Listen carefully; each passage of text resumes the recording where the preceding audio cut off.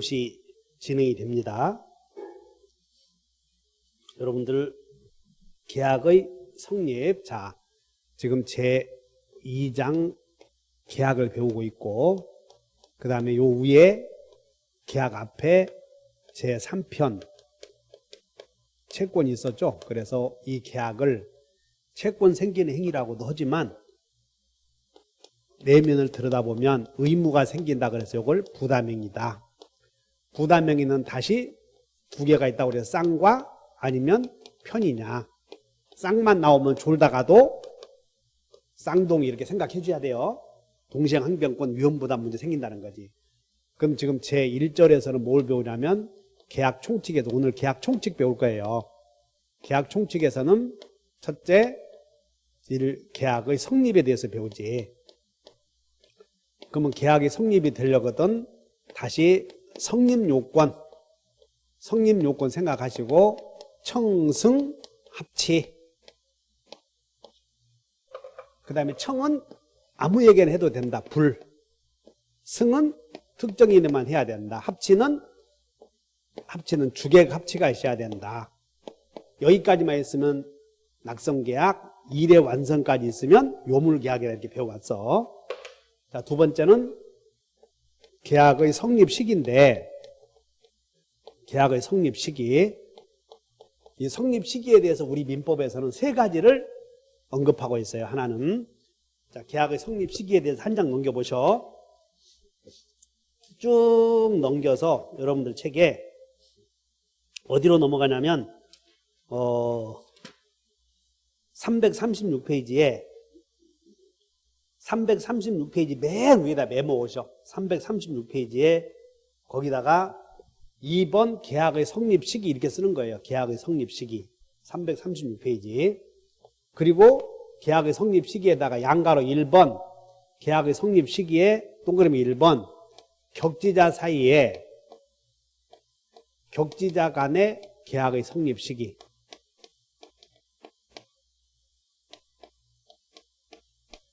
둘째 교차 청약 시기. 교차 청약에 의한 계약의 성립 시기. 교차 청약 성립 시기. 셋째 의사실현 계약 성립 시기. 이렇게 우리 민법에서는 세 가지를 성립 시기에 대해서 언급하고 있다 하시면 돼.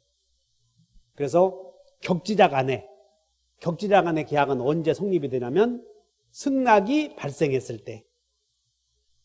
격지자 간의 계약은 승낙의 통지를 발생이 아니고 발송시. 그래서 읽어보면 531조. 자, 격지자 간의 계약은 격자 동그라미 쳐. 격지자 간의 계약은 자, 531조. 격지자 간의 계약은 승낙의 통지를 승 동그라미 통지가 여기 발 동그라미 쳐. 그래서 격지자 간의 계약은 승낙의 통지를 발송했을 때 성립된다는 거예요. 그래서 격승발 이렇게 외워야 돼. 그럼 여기서 또 이거 물어보거든. 격지자 간의 청약은 격승발 해놓고 비교해놓고 격지자 간의 승낙의 효력 발생 시기는 발생시지만 청약의 효력 발생 시기는 도달시야. 이렇게 격청도 이렇게 외워야 돼요. 격승발, 격청도 이렇게. 그래서 격지자 간의 계약은 승낙의 효력이 발송했을 때 계약이 성립이 된다. 이렇게 격승발 외워놓으시고, 그 다음에 교차 청약은 갑이 이 토지를 2억에 팔아야 되겠다고 을에게 청약을 해. 그래서 청약을 발송을 해서 이렇게 을에게 도달하기 전에 이렇게 도달하는데 을이 역으로 청약을 해. 내가 네 토지를 2억에 사겠다 이렇게. 따라서 갑의 청약의 내용과 을의 청약의 내용이 우연히 일치되었지? 그러면 양 청약이 모두 도달해버리면 승낙할 필요 없이 계약이 성립된다는 거죠. 그래서 교차 청약에 의한 계약의 성립 시기는 양청도 이렇게 외워버리면 돼. 거기가 533조 조문이 넣는다. 336페이지 밑에 조문. 여러분은 조문만 잘 아시면 돼요. 그래서 533조에 당사자 간에 동일한 내용의 청약이 상호 교차된 경우에는, 동그라미 쳐. 동그라미. 양 청약이 상대방에 도달한 때 나오지? 거기다 동그라미 쳐. 양청도. 지금 533조야, 조문.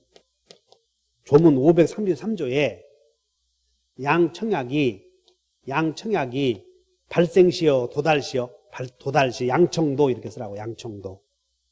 그러면 양청약이 동시에 도달하지 않는 경우도 있겠지? 그러면 나중에 청약이 도달한 때야, 이게. 그래서 나청도, 거기다 써놓으면 돼. 그 밑에다가 나청도. 나중 청약이 도달한 때다, 나청도. 그 다음에 의사실현은 뭐냐면, 거기 532조, 청약자의 의사표시나 관습에 의해서 승낙의 통지가 필요하지 않은 경우, 계약은 승낙의 의사표시로 인정되는 사실이 있는 때, 그래서 승낙으로 볼만한 사실이 있는 때 계약이 성립된다는 거예요. 승낙으로 볼만한 사실이 있는 때 계약이 성립이 돼. 그래서 이건 뭐냐면, 갑이 여러분들이 버스 타는 거 생각하셔. 버스를 그냥 승차해버리면 그때 승낙으로 볼 수 있지. 그때 계약이 이루어진다는 것이고, 그 버스 기사님께서 알 때 성립되는 게 아니야. 그래서 이런 걸 승낙의 의사로 볼 만한 사실이 실현된 때다, 이렇게 알면 돼. 그래서 실현된 때 하면 돼. 실현된 때. 그래서 안 때, 아니야, 안 때. 여기다 밑줄 그시고, 안 때가 아니면 이렇게 써놓으면 돼. 의사실현은 승낙의 의사표시로 볼 만한 사실을 청약자가 안 때라고, 실현된 때라고, 실현된 때, 그냥 여기 얘도 그냥 간단한 거니까. 그래서 계약의 성립 시기 3가지. 자, 한번 외워본다. 격승발, 그 다음에 양청도, 그 다음에 실현된 때, 이렇게 3가지를 외워놓으면 계약의 성립 시기에 대해서 살펴봤어요. 그래서 여기서 한 문제가 나오는데, 여러분들 책은 복잡해. 이게 복잡하니까 딱 목차를 딱 써서 이 백헌 교수님께서 시키는 대로 다 공부만 하면 돼. 그러면 이제 다시 331페이지로 가서, 331페이지로 가서, 자, 03번, 자, 다시 메모해보면 03번, 계약의 성립 이렇게 돼 있어. 그럼 여러분들 책에 어떻게 메모를 하라고 그랬냐면, 자, 계약이 성립되려거든. 첫째 무슨 요건? 성립 요건. 계약의 성립 요건. 성립 요건. 두 번째는 성립 시기, 이렇게 2개만 공부하라고 목차 써놓고. 계약의 성립 시기. 그럼 성립 시기는 몇 개 있었어요? 3개. 3개, 격승발, 양청도, 실현된 때, 이렇게 3개. 그 다음 성립 요건은 청승, 합치. 그 합치는 주관적 합치, 객관적 합치. 주관적 합치는 당사자의 합치, 객관적 합치는 내용의 합치. 청약은 불특정 다수인에게 넣을 수 있고, 승낙은 특정 청약자에게 해야 된다, 이렇게 하면 되고, 그 다음에 의사표시는 철회 못해. 이제 하나만 알면 돼요. 그래서 여러분들 책은, 자, 페이지 몇 페이지냐면 333페이지에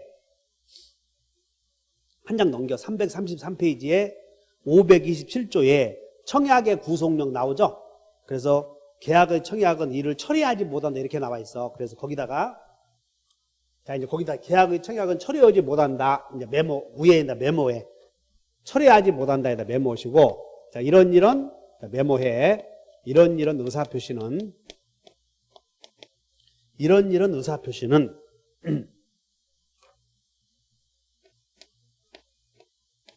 도달 전에는, 이런 의사표시는 도달 전에는, 자, 철회할 수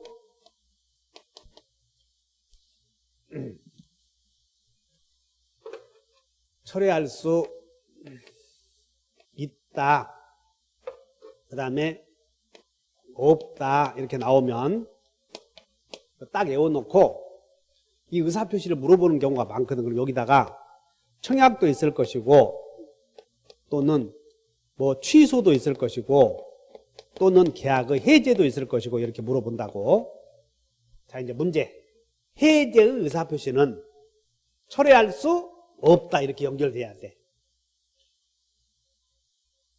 그럼 도달 전에는 이런 말이 있으면 있다 하면 돼. 도달 전에는 이런 말이 있으면 있다. 자, 취소의 의사표시는 도달 전에는 철회할 수 있다. 이렇게. 따라서 도달 전이라는 말이 없으면 전부 모든 의사표시는 철회할 수 없다. 그러면 청약은 철회할 수 없다 하면 돼. 그래서 이런 문제 틀리지 않도록 하셔. 그래서 계약의 청약은 철회할 수 없다. 그럼 만약에 계약의 청약은 도달 전에는 도달 전이라는 말이 보이지? 그럼 있다 해야 돼. 이렇게 도달 전에는. 그래서 이것을 계약의 청약의 구속력이다 이런 말을 쓴다. 자, 이 정도만 알면 이제 계약의 성립과 관련해서 이제 배웠어. 그러면 자, 계약의 성립에 대해서 배웠다.